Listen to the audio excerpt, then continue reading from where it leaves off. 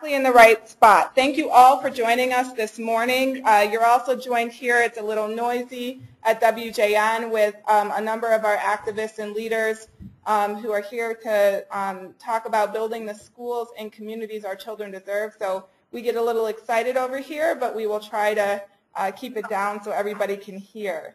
My name is Jennifer Epps Addison. I'm one of the co-presenters for this webinar, and I'm the Executive Director of Wisconsin Jobs Now. And my name is Angela Walker. I am the other co-presenter of this webinar, and I'm the Community Campaigns Coordinator for Wisconsin Jobs Now.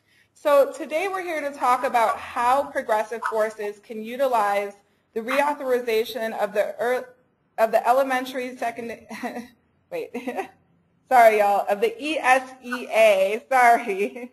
The Elementary and Secondary Education Act, that's a mouthful, to reclaim our schools and to build power for our communities.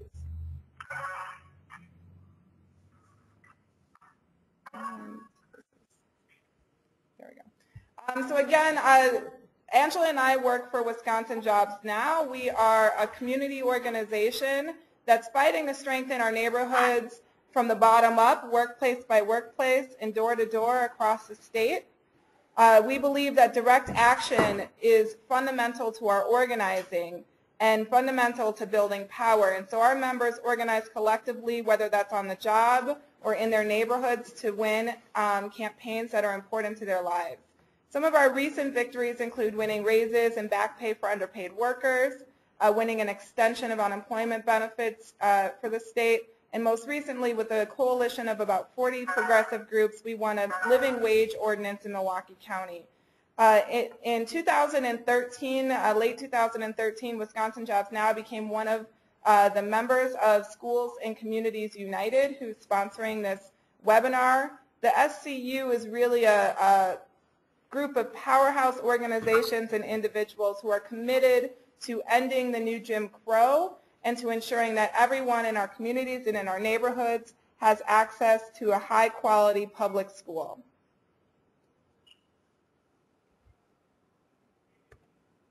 All right, so we have a bit of an agenda today, and we're just going to have Angela run through what we're going to talk about today, and then from there, we're going to launch in.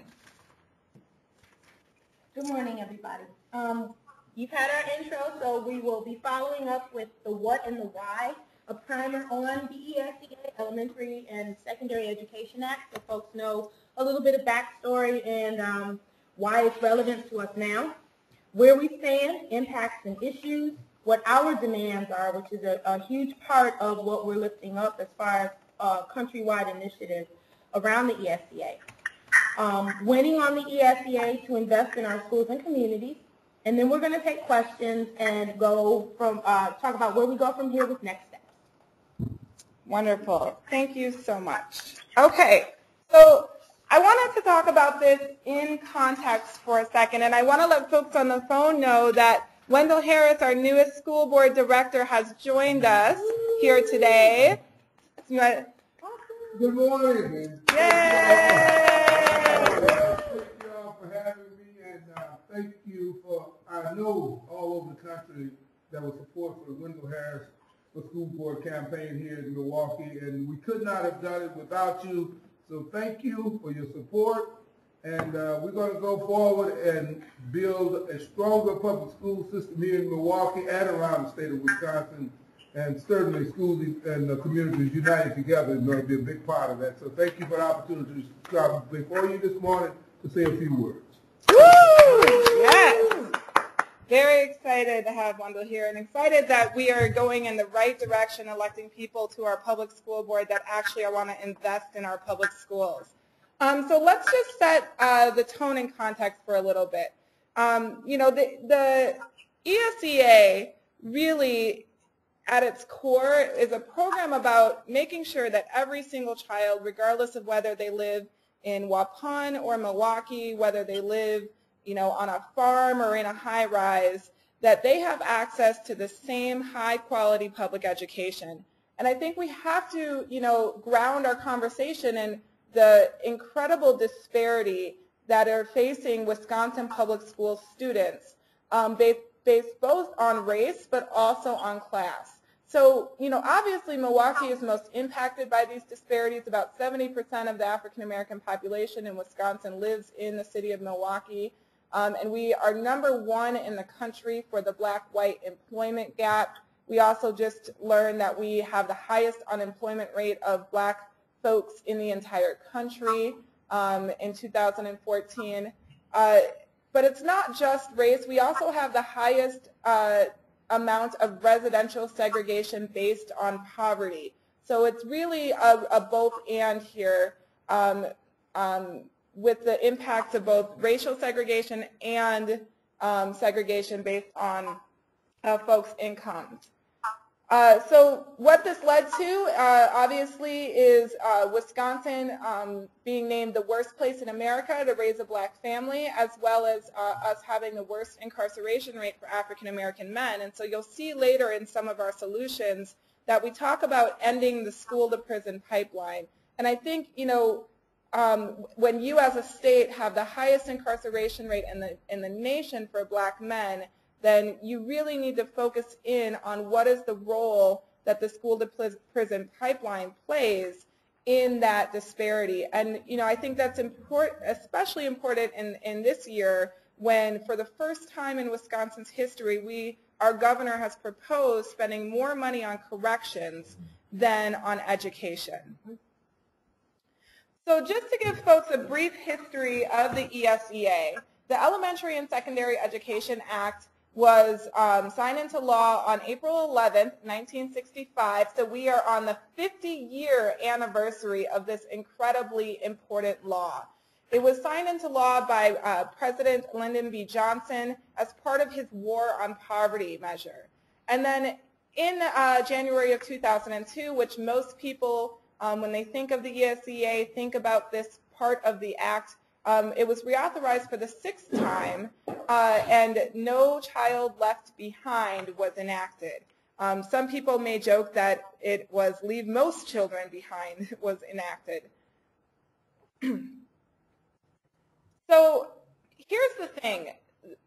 The premise of the ESEA, the promise of it, is incredibly revolutionary and extremely progressive.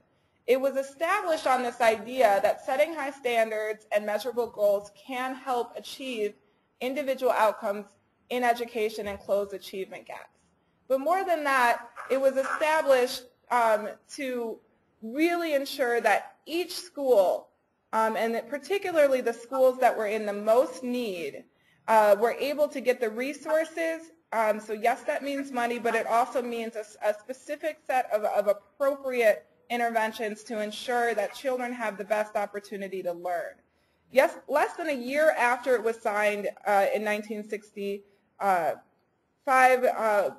less than 1% of black students were actually going to integrated schools. And so even though it was signed into law, we know that just because something is law, it doesn't mean it's actually going to improve the conditions within our community. That's why it's incredibly important that our community raise up their voices through this reauthorization process to change the tone of the ESEA. This is the first time in 50 years that a majority of public school districts are living below the poverty line. And so what that means is that we see a lack of power for our communities and unprecedented school closures. Again, this is not a partisan issue because we see high poverty, schools with high concentrations of poverty all across the state of Wisconsin, particularly in many of our rural communities that have suffered under consolidation for the last 15 to 20 years. And ultimately, the promise of the ESEA is that 40% of the cost of educating children in poverty, right, the average cost of educating, per pupil cost of educating children in poverty, would be funded through the ESEA, through the federal government. We have never come close to reaching that 40% standard. It's a lot like people joke about the 2/3 support that's supposed to be coming from the state that we haven't seen in 20 years. We've never reached that standard, and so we have failed on our commitment to ensuring an equal opportunity for education for everyone. So I'm going to turn it over to Angela, who's going to talk a little bit more about sort of the provisions in the ESEA that folks may need to know about, that we want to lift up and highlight, that we're trying to impact through our activism. Okay. We're in a moment where we need our communities to raise our voices and demand that the promise of the ESEA is fulfilled. And that is pushing our, first off, educating our communities on the importance of ESEA, what it's intended to do, and why forces on the ground need to be the ones driving the efforts to make this make sure that our voices are heard. This is the first time in 50 years that the majority of public school districts are living below the poverty line, and this is statewide. This is something that and other communities in many of the same ways. So what this means is we're seeing a lack of power with these unprecedented school districts.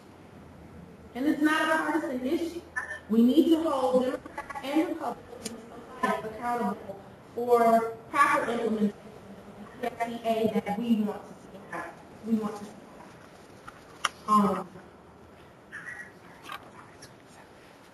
So just so folks know where the ESEA is at before we go into the four main areas, there are four specific aspects that are most resonant to those in Milwaukee and really across the state who are living in poverty. So the first of that is the charter school provisions. The second is Title I appropriations. The third is school interventions. And the last one is portability. So before we go into solutions, we just want to talk really quickly about those couple of issues. So Congress is in the process of considering reauthorization. Many folks felt that it would happen a few weeks ago, but unfortunately we were not able to do that. A lot of people think that it's because we were also moving immigration at the time, and so we just couldn't stomach, the House could not stomach both immigration and dealing with the reauthorization of the ESEA. So right now we are trying to impact the bill in the Senate level. There is a House bill that has passed, and our great Senator Tammy Baldwin actually sits on the Health Committee that is considering the ESEA, so Wisconsin has an important role to play in shaping it. The House bill had some positive things, like for instance, collective bargaining was added back into the ESEA, which a lot of people were surprised about, but it also had a lot of really, really potentially devastating things, portability being a primary example of that. And so we want to impact the Senate version, and we want to make sure that our voices are heard and that we get a Senate version that actually will help expand opportunity to students. Senator Patty Murray and Senator Alexander are really the two folks on the House Health Committee that are leading the writing of the reauthorization. Folks may remember Patty Murray when she helped negotiate the Paul Ryan budget that ended sort of the shutdown of the government. And so she's really known as a shrewd negotiator and somebody who is serious about getting things done. So the Health Committee has been locked in a room trying to come up with a bipartisan bill. I think we're in a good position because folks really do want a bipartisan bill. They know that they're going to have to go to conference with the House version, and they'd like to get a bill that Democrats can actually support. So far, all Democrats have held strong, and so the Republicans, in order to do the things that they'd really like to do, like completely gut the ESEA, to make sure that there's no role in federal government, some of the things that they've pledged to do, like Rick Perry, eliminate the Department of Education, they're not going to be able to do. They need to pick up about 10 votes on the Democratic side to do that, and so far all Democrats are holding strong. So the things that we want to impact are a couple-fold. The first is charter schools. And I think it's important for folks to understand that Surprisingly enough, there are only 4 other states in the entire country that have been allocated more charter money than Wisconsin. Wisconsin has been allocated $173,500,000 in charter school allocations. Only Ohio, New York, Florida, and California were allocated more money than us since 1995. And there are really 8, yeah, somebody said wow, exactly. There are 8 sub-programs that help fund these charter schools. They help them with starting up the charters, producing and building the buildings, hiring the teachers, advertising for students, etc. And then once the schools are up and running, they tend to be able to operate on the revenue that's tied to student enrollment. So you have to think about that $173 million as basically startup money. What? Yeah. Say that again?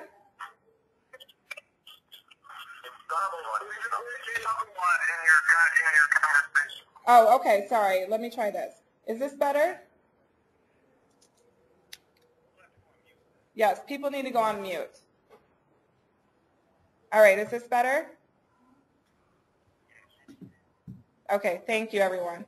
Sorry about that. So as I was saying, that $173 million and $1.5 million, that really is, think about that as startup money. What could we do in Wisconsin if that $173.5 million instead were invested in our public schools to help them modernize their buildings, to help them update their curriculum, to help them provide the supports that students need to be successful. So the other issue with charters, obviously, is that there is almost no accountability within the federal charter program. So the federal government cannot account for most of the money that they actually disperse to states. They can't tell you how many students were impacted. They can't tell you if anything about the growth and achievement after these charter schools were up and running. And so we're really saying that we can't continue to pour our money through the pipeline of charter schools without accounting for not only where it's going, but how well it's being used. And it's really not a political issue to us. For us, this is really a good governance issue that should be supported by Democrats and Republicans. And just to give you a sense of the scale and magnitude of this problem, this is really the tip of the iceberg. A recent report by the Center for Popular Democracy found that in California, there was at least $81 million in charter fraud occurring. And that's just in California. So if you multiply that to the billions of dollars that are poured into the charter program through the federal government, just think about how much money we are wasting. All in all, the federal charter program poured nearly $3 billion into these unaccountable, often private and for-profit charters. So that is one issue that we really want to make sure people are focused on. And the next is Title I appropriations. And Angela's going to talk a little bit about what Title I appropriations are. Okay, Title I is targeted to schools with the highest percentage of low-income kids. It's a funnel to get more money to poor children in poor schools. Title I should be funding 40% per pupil spending for each child, but that is for years. We have never done that, and the funding is failing. The appropriations are failing even to keep up. Title I funding should be just under $20 billion, and instead it's a little bit over $14 billion. The Obama administration asked for $15 billion, which really is pocket change from where we are. So I think the important thing to understand, just like this idea of 2/3 funding for public schools, which was really a state value, is that Title I funding is supposed to be directed to the schools with the highest percentage of kids in need, right? So we know, for instance, that not only the majority of Milwaukee public school children, but a super majority of children in MPS qualify for free and reduced lunch. So these are the types of districts and these are the types of schools that Title I money was really set up to help, right? rural schools where, you know, most of the district is on free and reduced lunch, urban schools alike. It really was centered around the idea of serving those with the greatest need and providing a broad support so that the entire community of learners can be risen and can do better rather than just an individual learner. And that, again, should be 40% of per pupil spending for each child. Right now, the appropriation is a little over $14 billion. It's about $14.4 billion.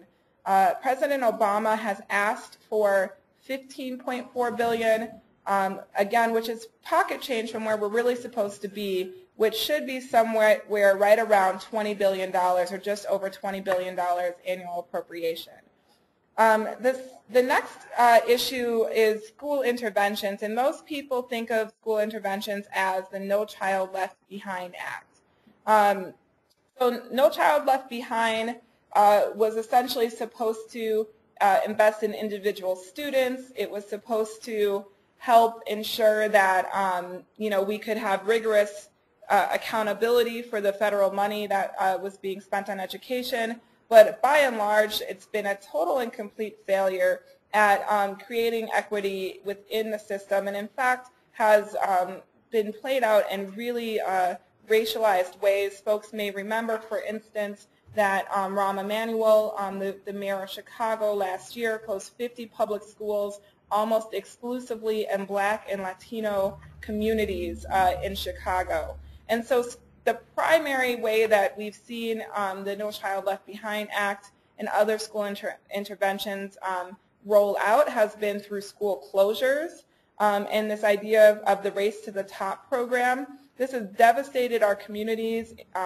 For example, in Detroit, there have been more than 200 school closings since 2000. As I said, last year in Chicago, last year alone, there were 50 under Rahm Emanuel's leadership.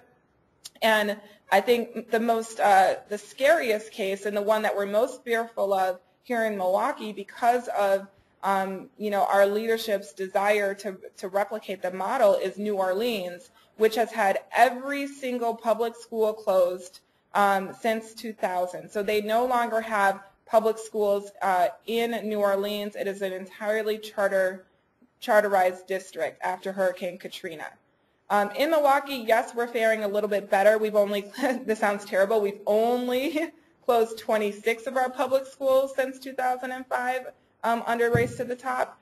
But if the leadership in our legislature has their way and are able to pass these recovery bills and these other bills that are targeting Milwaukee public schools, then we will be well on our way to the New Orleans model in no time. So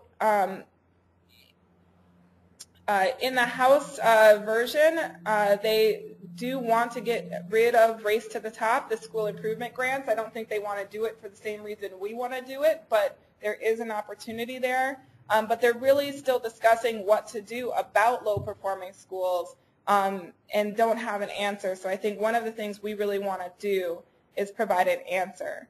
And the last thing that we want folks to pay attention to is this idea of portability, because portability sounds good, right? You can take it wherever you go. And that is no mistake that it sounds so good to us. Really what portability is, it's a way that we can bypass the schools and the students who are most in need and instead voucherize the program so that the money follows an individual student who is living in poverty, not the school that has the most need or has the most of those students living in poverty. And it waters down the program and dilutes it so that we can't get to critical mass in terms of really providing a boost in funding and resources at any individual school. It's a really, again, it's this idea of voucherizing the program, and the Center for American Progress found that schools with the highest percentage of poor students would lose significant amounts of funding under this proposal, while schools with just 15% of low-income students would gain tens of thousands of dollars in additional revenue. So you can imagine a school district, for instance, trying to balance its budget on the back of this new portable model, this new voucherized model of funding Title I. by taking in a small number of very low-income students, but not actually having the resources or even the consciousness to support them in a way that's going to help them achieve educationally. And at the same time, it's going to cut budgets and reduce those supports in schools that have been working over the last decades to really perfect and figure out what it is that students living in extreme poverty need to be successful. So this is something that we all need to be really cognizant about and be talking about and fighting against. All right, so now that we know the issues and the problems, I'm going to turn it over to Angela, who's going to talk us through what the national demands from the number of education coalitions nationally and from folks here on the ground in Wisconsin are around the reauthorization of the ESEA. Okay, our demands are really simple. Fully fund the ESEA at the level that it was intended to be funded. The intent of the law was for federal government to invest 40% of a state's average per pupil spending, for every school-age child living in poverty.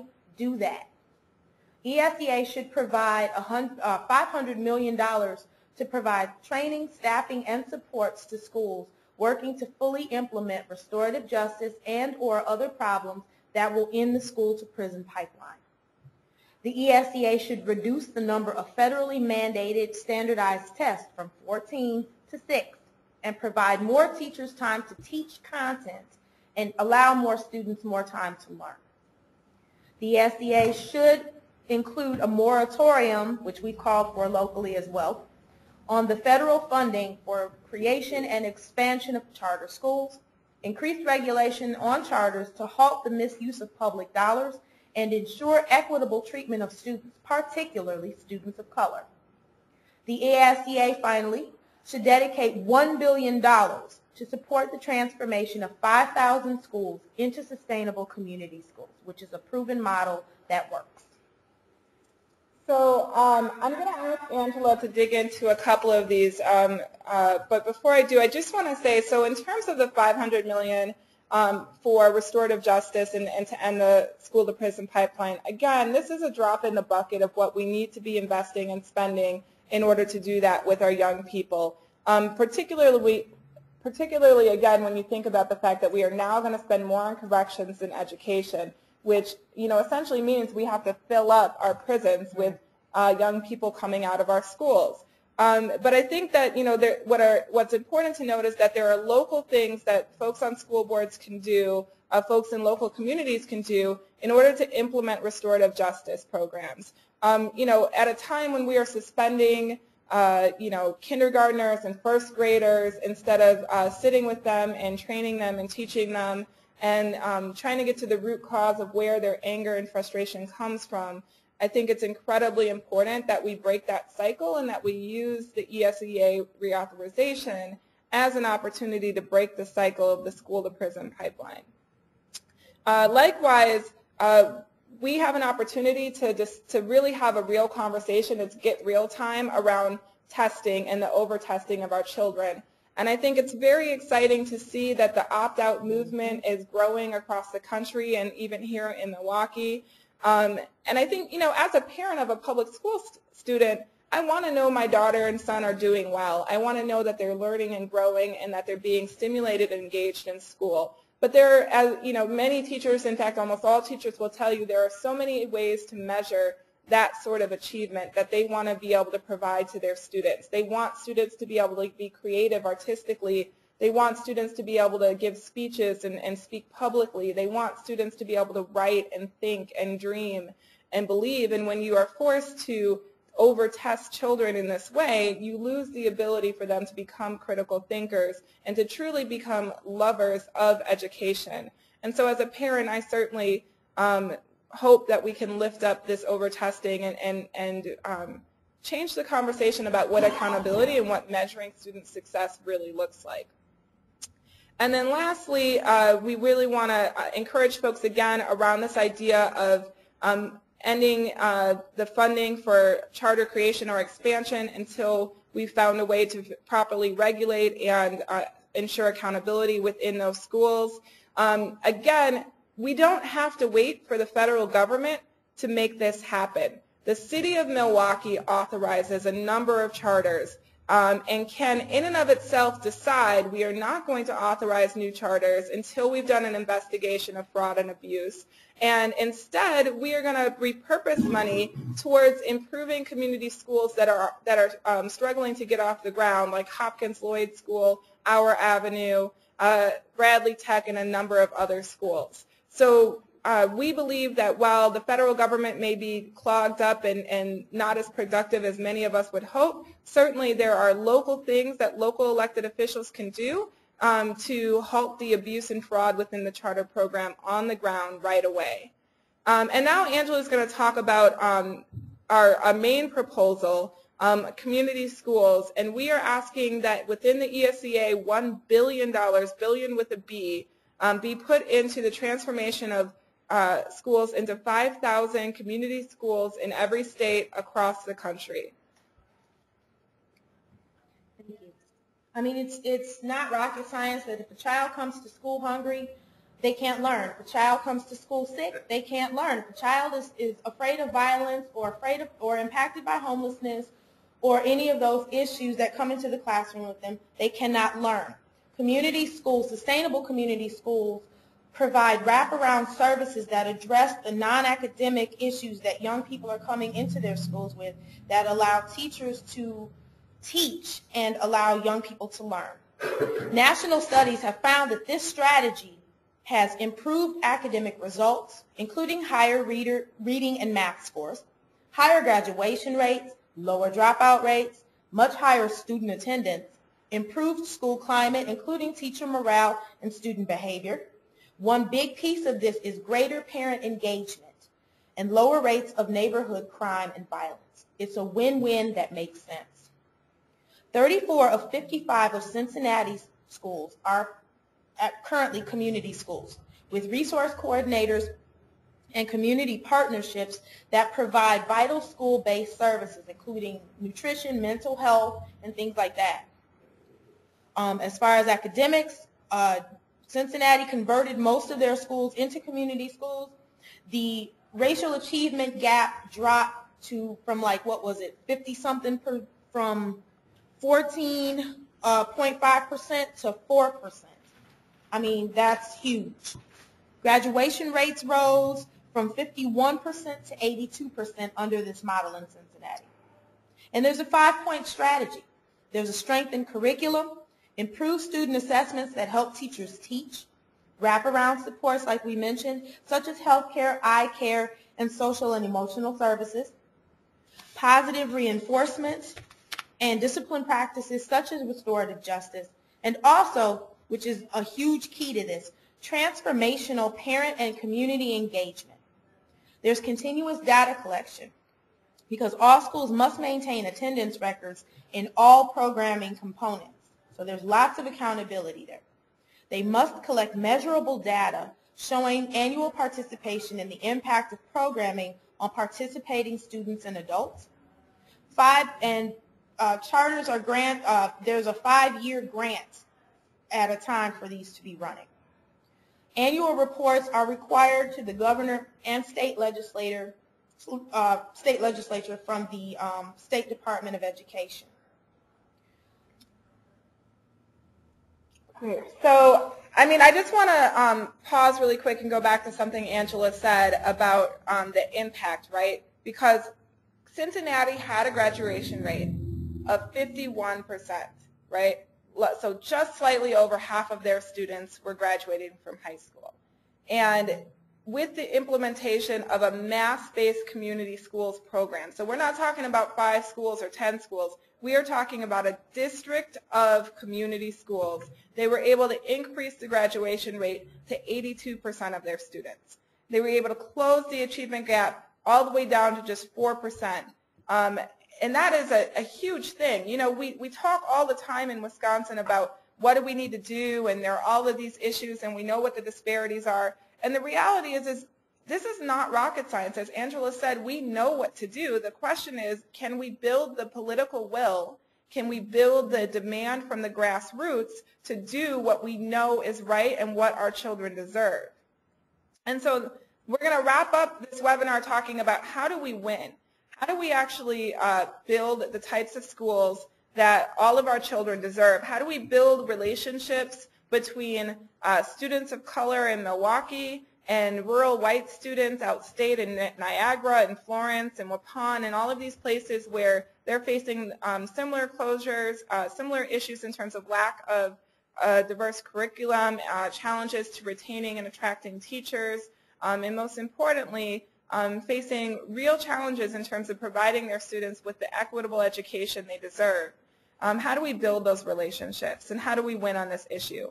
I think the thing that we should know is that impacting the ESEA, really getting 1, 2, 3, 4, or all 5 of our demands to be a part of this reauthorization will have a huge impact on the students that we all care about.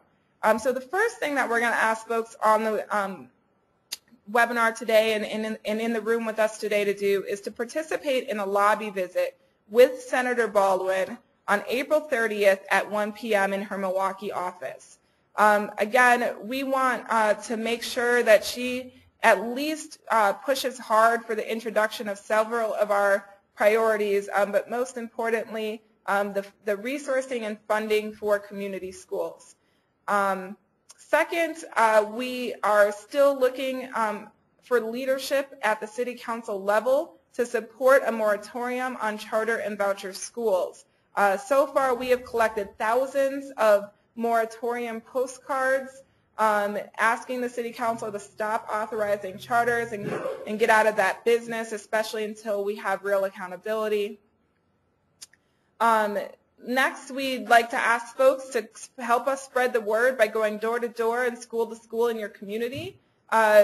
Wisconsin Jobs Now is going to be launching a program this summer that's going to help provide field capacity all across the state for people to talk about the issues that they care about. It's a volunteer program that we are providing the infrastructure for. So even if you're not in Milwaukee and you're on this webinar, if you would like support to go talk to your neighbors and to go talk to the parents at your local public school, you can get in touch with Angela and get on the sign-up list for a weekend canvas where we will bring volunteers to your community to work with you to help you talk to your friends and neighbors about these important issues. And lastly, we'd like to ask everybody to sign up to be a part of our Community Schools Action Team and to help pass State Representative Mandela Barnes and Senator Chris Larson's community school legislation. Folks may or may not know that Representative Barnes and Senator Larson are introducing a community schools bill, but now you do. You heard it here first. They are introducing a community schools bill and are going to be circulating it for co-sponsorship next week. And so if you are willing to be a part of the Community Schools Action Team, please let Angela know. I'm going to put her email address in the chat box, and you can send her an email and let her know that you'll be a part of the webinar, or you'll be we are on the webinar, that you'll be a part of the lobby visit, or that you'll be a part of the Community Schools Action Team. And again, we just want to, before we open this up for questions or for comments, we want to thank everybody for giving up part of your relaxing Saturday morning to join us for this important message. But again, we're really, really excited because this is the first time. Folks should know that the ESEA has not actually seen a full reauthorization. It's supposed to be reauthorized in full every 5 to 7 years. For the last 6 years, it's just been passed on a year-by-year basis and not received a full authorization. There seems to be political will in the federal government to do a full reauthorization this year. And because of that, we really do believe that there's an opportunity to create some long-term change and hope that everybody can join us in doing that. So with that, I'm going to just say thank you to Angela for helping to throw this together, and thank you to everybody who joined us. And I'm going to open it up for questions. School Board Director Harris has the first one. Oh, well, it's not a question, John. Okay, yep. I'd like to just say to all of you that the agenda that you just heard was the agenda for the Harris campaign for school board. Now, the trick to that was Wendell Harris did not know that all of these initiatives that he's been pushing all these years have became a national agenda. This is probably the most exciting time in my life. We won by whatever percent was it? How many? 63% in District 2 here in Milwaukee with this agenda, the agenda that you just heard. The people in Milwaukee and people all over the city of Milwaukee were at their polling places demanding to have the opportunity to vote for this agenda, and finding out that they were not in our district, in District 2. And I heard about that all evening, and I still hear about people who wanted to vote for this agenda in Milwaukee. So what I'm saying to you is, let's get, all of us get behind this agenda, because this is the direction we need to be going in for our children. And I'm so proud to be the representative in District 2 and to be working with this organization, because we're going to move this forward. And I just take so much pride in being the point person at this point. So thank you all, and I will be in touch at a later time. Yay! Woohoo! All right, thank you so much, Director Harris. Okay, any other questions or comments?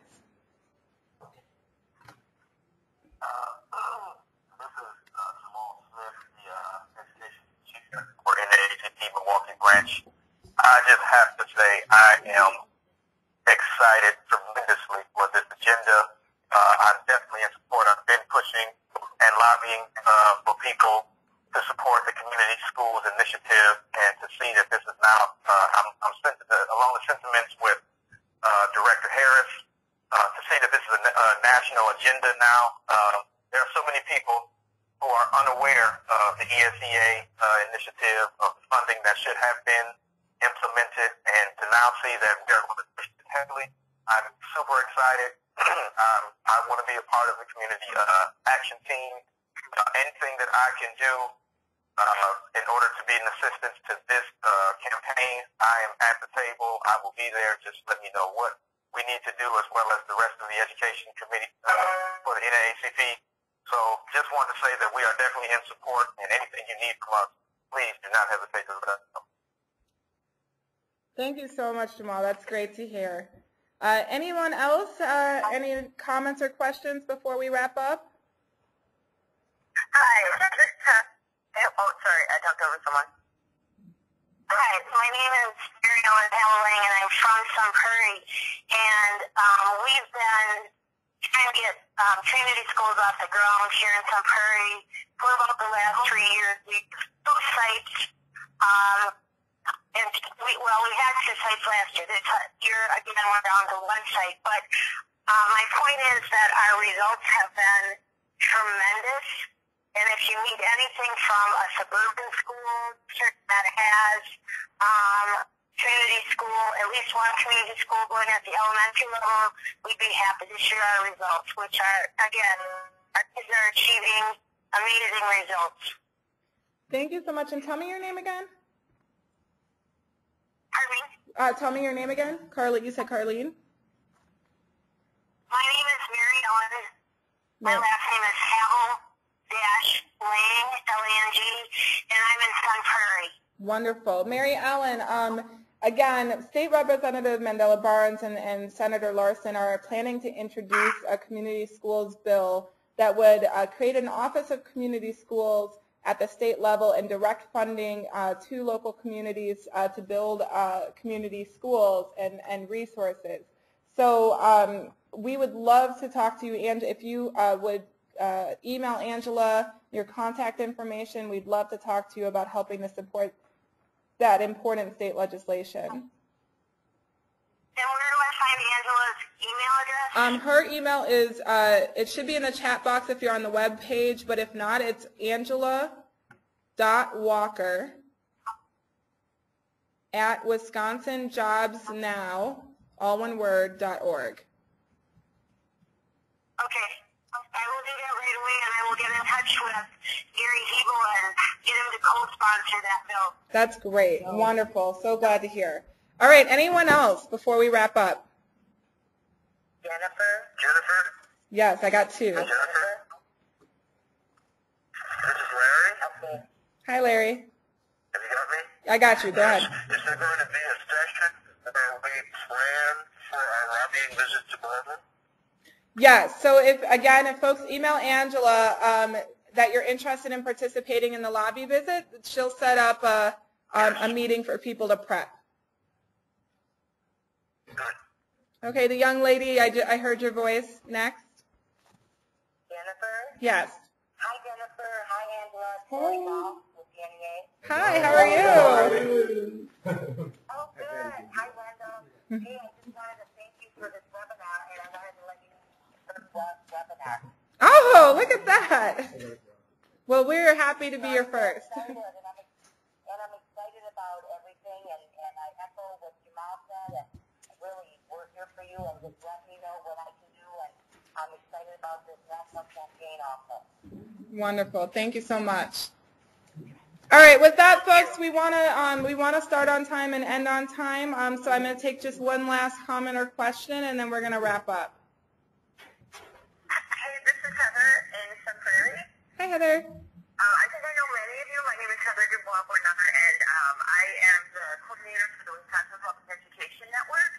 And I know Mary Ellen and have seen firsthand the community school successes here in Sun Prairie. And I just wanted to say that I hope I can work with all of you to spread the word with our network that community schools aren't just for urban schools, that they benefit all students. And I am so excited to hear that there's legislation being put forward on this session. That's fantastic. So I just want to let you know I'm ready to go and do whatever I can to help on this process. I think this is exactly what we need if we're serious about addressing the gaps and the challenges facing our students and getting out of last place and meeting the needs, especially of students of color in Wisconsin. Thank you so much, Heather. And let me thank the Wisconsin Public Education Network for all of the incredible work you've been doing around the budget and the devastating cuts to public schools. It was great to hear, though not nearly enough, a number of Republicans saying that they're going to be reintroducing some additional funding back into public schools and reducing the cuts. And I know that's because your members and the folks in your network have been working really hard all across the state to help folks take this out of partisan politics and put it where it should be at the hands of the people. So thank you so much for that.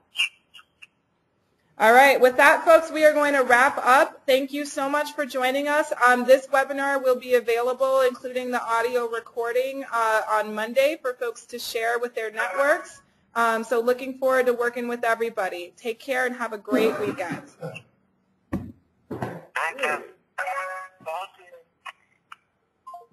Yeah, well, I think one of the reasons is I bet you that some of our friends at MTE have helped craft that agenda, and they also gave us many of these suggestions. But the point is, this is stuff I've been advocating for years. Yep.